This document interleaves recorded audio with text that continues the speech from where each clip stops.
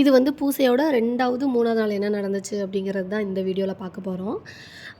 Second day வந்து பெருசா ஒண்ணும் இருக்காது. நைட்டு தான் கோவிலுக்கு போவாங்க பொங்க வச்சு கிடா வெட்டுறதுக்கு. பகலில் வந்து காலையில் சாமியாடிகள்லாம் சாப்பிட மாட்டாங்க. மதியமா சாப்பாடு ஆக்கி வெஜ்ஜு தான் செய்யணும். சாப்பாடு ஆக்கி சாமி கும்பிட்டு விரதம் விட்டுட்டு தான் சாப்பிடுவாங்க. செகண்ட் டேவும் ஃபுட்டு கொஞ்சம் அதிகமாக தான் செஞ்சுருந்தோம். ஏன்னா ரிலேட்டிவ் எல்லாருமே வீட்டுக்கு வருவாங்க. இது வந்து கோவிலில் தர பிரசாதம்.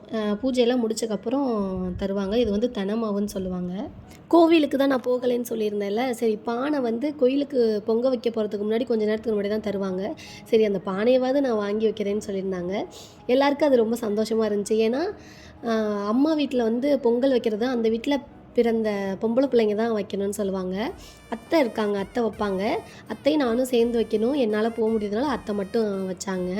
சரி கொண்டு வந்த பானையவாவது வாங்கி நான் வைக்கலாமேன்னு வீட்டிலே வாங்கி வச்சிட்டேன். அதுவே அம்மாவுக்கு எல்லாருக்குமே ரொம்ப சந்தோஷமாக இருந்துச்சு. எனக்கும் சந்தோஷமாக இருந்துச்சு. ஏன்னா 80 வருஷம் கழித்து போடுற பூசையில் என்னால் கலந்துக்க முடியலைங்கிற வருத்தம் வந்து ரொம்பவே கஷ்டமாக இருந்துச்சு. இதுவும் ஒரு சந்தோஷமான விஷயத்தினால தான் போக முடியல. இருந்தாலும் இதெல்லாம் பார்க்க முடியலையேன்னு கொஞ்சம் வருத்தம் இருந்துச்சு. பரவாயில்ல, நெக்ஸ்ட் இயர் இதை விட நம்ம நல்லா தரமாக நம்ம பண்ணலாம். கோவிலுக்கு போகிறதுக்கு முன்னாடி ஈவினிங்கே எல்லாருமே ரிலேட்டிவ் எல்லாருமே வீட்டுக்கு வந்துடுவாங்க. இங்கேருந்து எப்படி நாள் காலையில் சாமி அழைக்கி ஆத்தங்கரைக்கு போகிறப்ப ஆட்டோவில் போவாங்களோ அதே மாதிரி தான் ஈவினிங்லேருந்து பொங்க வைக்க போகிறப்ப நம்ம ரிலேட்டிவ் எல்லாம் ஆட்டோவில் இங்கேருந்து போவாங்க. ஸோ எல்லோரும் வீட்டுக்கு வந்தக்கப்புறம் பூ கொஞ்சம் கட்ட வேண்டியது இருந்துச்சு. அதை பெரியம்மாவும் அக்காவும் சேர்ந்து கட்டிக்கிட்டு இருந்தாங்க.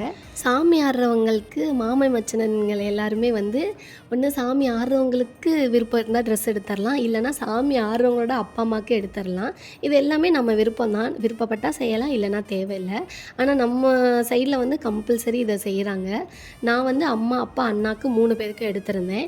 என்னோடய அத்தையும் 3 பேருக்கும் எடுத்திருந்தாங்க. ஸோ அம்மா வந்து பூசை 3 நாளுமே புது சாரி தான் கட்டணும்னு சொல்லியிருந்தாங்க. அதனால் 3 நாளுமே புது சாரி தான் கட்டியிருந்தாங்க. பொங்கல் வைக்கிறதுக்கு தேவையான ஜாமான் எல்லாம் எடுத்து வச்சாச்சு. நைட்டு ஒரு 8 மணி போல் பொங்கல் வைக்க ஆரம்பித்தாங்களாம். ஒரு 9, 9:30க்குள்ளே பொங்கிருச்சு. எல்லாத்தோட பானையும் பொங்கிருச்சுன்னு சொன்னாங்க. மொத்தம் வந்து 4 ஆடு பேசியிருந்தோம். 2 வந்து நமக்கு, 2 வந்து சித்தி வீட்டுக்கு. எல்லாரோட பானையும் பொங்கி ஒரு 10 நிமிஷத்துக்குள்ளே சாமிக்கு காவல் கொடுத்துட்டாங்க. நம்மளது வந்து நிலக்காவல் தான். மொத்தம் வந்து 2 விதமாக கொடுப்பாங்க. ஒன்று வந்து நிலக்காவல், ஒன்று வந்து எரிக்காவல். நிலக்காவல்னால் பூமி தாய்க்கு வந்து கிடா வெட்டி அதோட ரத்தத்தை விடுவாங்க. இதே எரிக்காவல்னால் கெடா வெட்டி அந்த ரத்தத்தில் படையல் போட்டு சாமிக்கு வந்து படையல் கொடுப்பாங்க. இந்த பூசை, இந்த கெடா வெட்டு ஃபங்க்ஷன் எல்லாம் முடிஞ்சக்கப்புறம் ஒரு 1 வீக் கழித்து சாமி கேட்பாங்க. அவங்களுக்கு சாமி வந்து பூசையை ஏற்றுக்கிச்சான்னு கேட்பாங்க. நான் ஏற்றுக்கிட்டேனா இல்லையான்னு அந்த சாமி அழைச்சி கேட்குறப்ப அதில் வந்து சொல்லுவாங்க, இவ்வளோதாங்க பூசை. நான் வீட்டுக்கெலாம் கெடா வந்து காலையில் 4 மணிக்கு தான் வெட்டுவாங்க. சமையல்காரங்களாம் வந்து நைட்டே வந்துட்டாங்க. நைட்டே வெங்காயம் உரித்து வச்சா தான் கல்லை செய்கிறதுக்கு கரெக்டாக இருக்கும். ஏன்னா நம்ம மார்னிங் வந்து டிஃபன் போட மாட்டோம், ஸ்ட்ரைட்டாக சாப்பாடு தான். அதனால் நைட்டே உரித்து வச்சுட்டு மார்னிங் செய்ய ஆரம்பிச்சிட்டாங்க. எல்லாருமே போனதுனால வீட்டில் யாருமே இல்லை. நைட் வந்து அந்த சமையல்கார அக்கா தான் வந்திருந்தாங்க.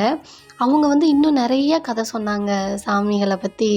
எங்கள் பூசை இப்படி நடக்கும், அந்த ஊரில் இப்படி நடக்கும், ஒவ்வொருத்தவங்க ஊரில் ஒவ்வொரு மாதிரி நடக்கும். இந்த பூசை போடுறது, இந்த திருவிழா போடுறது அப்படிங்கிறதெல்லாம் நான் சின்ன வயசுலேருந்து பார்த்துட்டு தான் இருக்கேன். அதுவும் பூசைங்கிறது வந்து அவங்கவுங்க குலதெய்வங்களுக்கு தனிப்பட்ட முறையில் செய்வாங்க.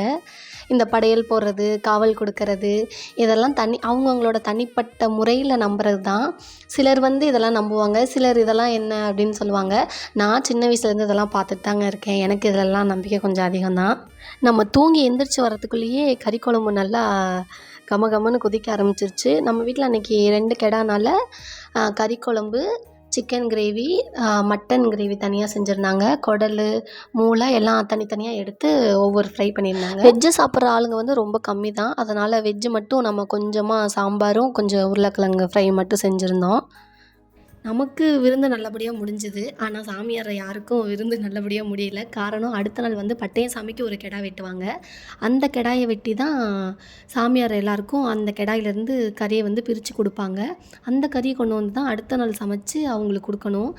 நாளே அவங்க சாப்பிடக்கூடாது. ஏன்னா 4ஆம் நாள் பட்டய சாமிக்கு ஒரு கெடா வெட்டுறப்ப அந்த கறியில தான் சாப்பிடணும்னு சொல்லியிருந்தாங்க. ஸோ சாமியார் எல்லாருக்கும் விருந்து முடிச்சு அடுத்த நாள் அவங்களுக்கு ஒரு ஸ்பெஷலான விருந்து.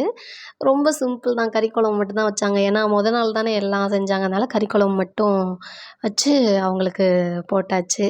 நம்ம ஊர்ல சின்ன ஃபங்க்ஷன் நடந்தாலும் எல்லாரையும் இன்வைட் பண்ணி தான் ஆகணும். இல்லைன்னா எல்லாருமே கோச்சுக்குவாங்க. ஏன்னா எல்லாருமே ரிலேட்டிவ் தானே. இன்வைட் பண்ண எல்லாருமே கண்டிப்பா வந்துருவாங்க. சிலர் வந்து தவிர்க்க முடியாத சூழ்நிலையில வராம இருப்பாங்க. பாப்பாக்கு காது குத்துறான்னு சொல்லியிருந்தேன்ல, இதுதான் பாப்பாக்கு போட்ட மொட்டை, இதான் தோடு. குட்டீஸ் ரொம்ப அழுதுட்டா, அம்மாட்ட போறேன், அம்மாட்ட போறேன்னு. ஒரு வழியா எல்லா விருந்தையும் முடிச்சு, காதெல்லாம் குத்தி முடிச்சு, சித்தப்பா வீட்ல வந்து பாய் வீட்டு பிரியாணி போட்டிருந்தாங்க. காலையிலேயே பந்திக்கே போகணும்னு நெனச்சேன். ஆனா போக முடியல. இங்க எல்லாரையும் வரவங்க எல்லாத்தையும் கவனிச்சுட்டு. லேட்டா போனதுனால சாப்பாடு கொஞ்சம் ஆறிடுச்சு. அவ்வளவா டேஸ்ட்டு தெரியல. காலையிலேயே சாப்பிட்ருந்தா நல்லா டேஸ்ட்டா இருந்திருக்கும்.